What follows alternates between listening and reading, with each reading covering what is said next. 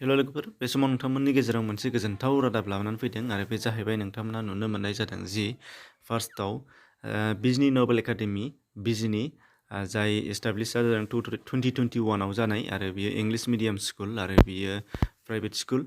दा बियो सेबानि सिङाव एबा सेबानि कर्स लायो। दा बेयाव मोनसे साख्रिनि अपरचुनिटि ओंखारनानै दङ साख्रिनि आरो बेनि एक्जाक्ट लकेसना जाहैबाय बारलिसियागाव महनि नोगोर बिजनि आरो डिस्ट्रिक्ट चिरां पिन 783390। दा बे एड्रेसाव थानाय बे मोनसे स्कुलाव साख्रिनि पस्ट ओंखारदों आरो बेफोर पस्टनि डिटेल्सफोरा जादों नोंथांमोनहा बाहाय स्क्रिनाव नुनो मोननाय जागोन जे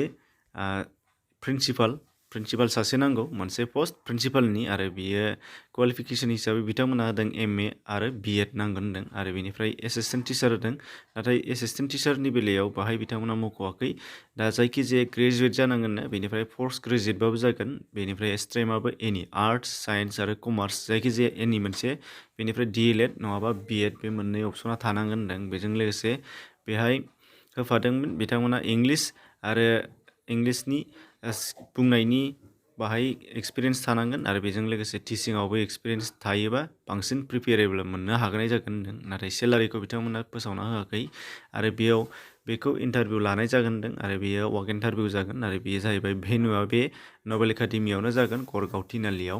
टाइम 11 AM, डेटआ जाहैबाय 21 मार्च 2022 बेयाव जागोन आरो नोंथांमोननि सुबिदानि थाखाय बिथांमोना कन्टेक्ट नाम्बार होदों मोननै, बेखौ नोंथांमोना स्क्रिनावबो नुखागोन।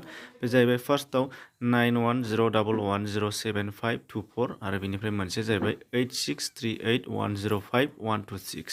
दा बे मोनसे थांबाय आरो बेजों लोगोसे बिथांमोनहा बे एखे स्कुलावनो मोनसे फोसावनानै होबावदों जे क्लास LKGनिफ्राय क्लास 8सिमहालागै एडमिसन लानाया बेयाव सोलिगासिनो दङ होनदों आरो बेयाव हस्टेलनि खाबु मोनगोन आरो बेजों लोगोसे बाहाय स्कुलनि गासैबो जेसेबांनाखि फेसिलिटिफोर नांगौ बेफोरखौबो मोननो हानाय जागोन होनदों। दा बेयाव हस्टेलाबो प्राइभेट जागोन। दा बेखौ फोसावनानै होदों बिथांमोनहा। जायफोरा नोंथांमोना इन्टारेस्टेड आरो जायफोरा लकेलनि नोंथांमोना बेखौ खौरां लानो हानाय जागोन आरो स्क्रिनाव नोंथांमोना बेयावबो नाम्बार मोनगोन मोननै। बे नाम्बाराव नोंथांमोना बेखौबो सोंहरनो हागोन एडमिसननि बेलायाव, जेरै बाहाय फार्स्टआव होनाय जादों बिथांमोनहा 9101107524 आरो बेनिफ्राय मोनसे जाहैबाय 9954510715। दा बे मोननै, दा नोंथांमोननि गेजेराव बे मोननै खौरांखौनो फोसावनानै होनाय जादोंमोन। दिनैनि थाखाय एसेनोसै, गोजोन्थों।